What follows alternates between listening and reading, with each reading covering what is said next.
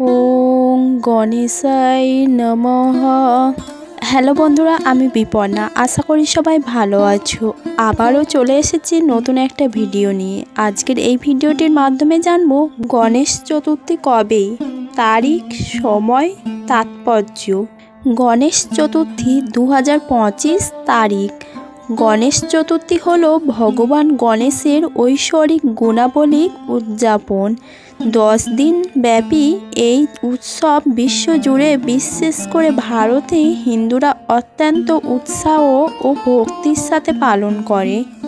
গণেশ চতুর্থী 2025 তারিখ এবং সময়।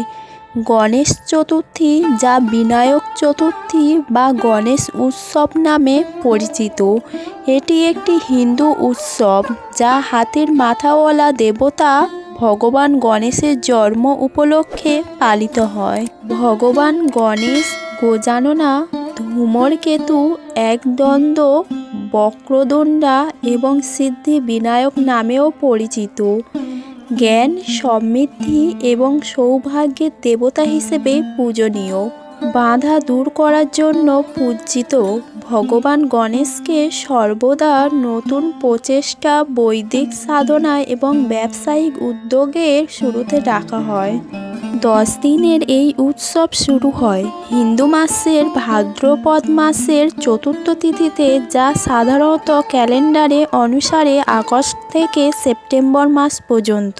2025 সালে গণেশ চতুর্থী উৎসব এবং এর আচার অনুষ্ঠান শুরু হবে বুধবার 27 আগস্ট 2025 তারিখে।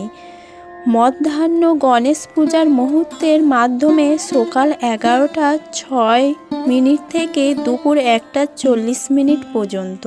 গণেশ বিসর্জন 2025 শনিবার 6 সেপ্টেম্বর 2025 তারিখ নির্ধারিত। গণেশ চতুর্থীর তাৎপর্য এবং উদযাপন।